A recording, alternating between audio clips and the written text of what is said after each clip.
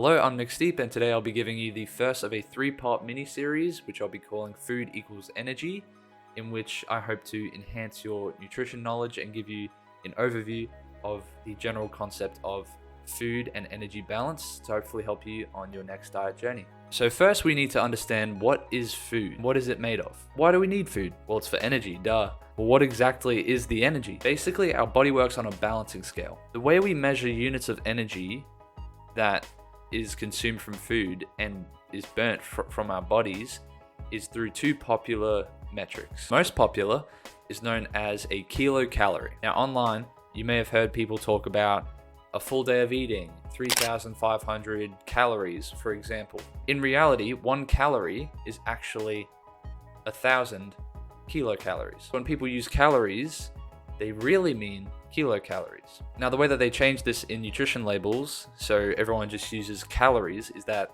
kilocalorie is abbreviated by capitalizing the letter C in the word for the nutrition label. 1 calorie equals 4.2 kilojoules, which is another popular way of measuring units of energy for food in most countries that use the metric system. So England, Australia, Canada, and some other places. So now that we've classified what the energy of food is, how do people use that to their advantage to lose weight? The foundational principle when you are on a diet and looking to lose weight is to uphold sustainability and adherence first and foremost, and create a calorie deficit. Now, deficit means less than the baseline. So this means on the balancing scale, you want to eat less than your body uses and stores. So food choices for a calorie deficit are very, very important for long-term adherence to lose weight and keep it off. And this is because some foods are more energy dense than others.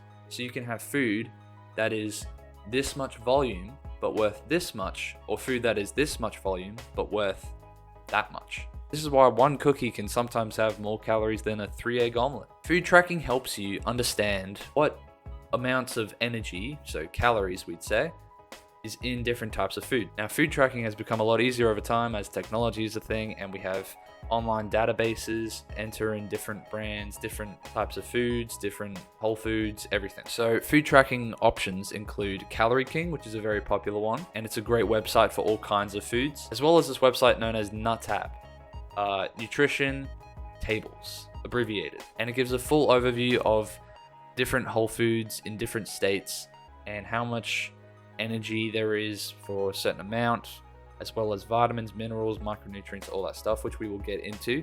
But first, what makes up a calorie? What makes up calories? It's not just plain energy. The 3 largest parts to food are protein, fats, and carbohydrates. These are the macronutrients that make up most of your daily diet. Proteins have 4 calories per gram, as well as carbohydrates. They also have 4 calories per gram, but fats have over double with 9 calories per gram. There's also some additional macronutrients known as fiber, which can range from having 1 to 4 calories, and it is a type of carbohydrate, as they say. And the reason it can range in how many calories, because some forms of fiber are soluble and some are insoluble. So that means they either dissolve in water or they don't. And some that don't dissolve in water can help the stool and digestive tract. And that is good for digestive health and many other things. There is also alcohol, which is an independent macronutrient, surprisingly, and that is 7 calories per gram. Different types of sugar also just classify as carbohydrate. I will also give a brief overview of micronutrients. Micronutrients don't contain energy to a strong degree, but they are very important for essential functioning and are contained in all types of foods, but in a much smaller amount, more so in the hundreds of milligrams and less. So the 2 main types of micronutrients are known as vitamins and minerals. For vitamins, they break into water-soluble vitamins and fat-soluble vitamins. So simply, water-soluble vitamins dissolve in water and fat-soluble vitamins dissolve in fat. Water-soluble vitamins can be flushed through the urine. Fat-soluble vitamins can be stored in adipose tissue, which is fat tissue in our bodies, as well as the liver. Vitamins are organic compounds.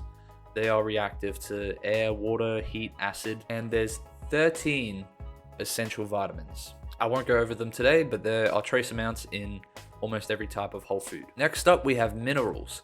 And minerals are broken into major minerals and trace minerals. With major minerals, you may need milligrams and hundreds of milligrams of them, but for trace minerals, you may need less than 100 and sometimes micrograms. So the major minerals that I'll put on the screen here, these include calcium chloride, magnesium, phosphorus, potassium, sodium, and sulfur. 4 of these major minerals are considered electrolytes, so that would be magnesium, sodium, potassium, as well as chloride. Electrolytes are key in cell signaling and neuronal activity. Not to go too in depth, but hopefully gave a nice little overview just to help you with the fundamentals of food and energy. In summary, energy cannot be created nor destroyed, and it must be transferred somewhere.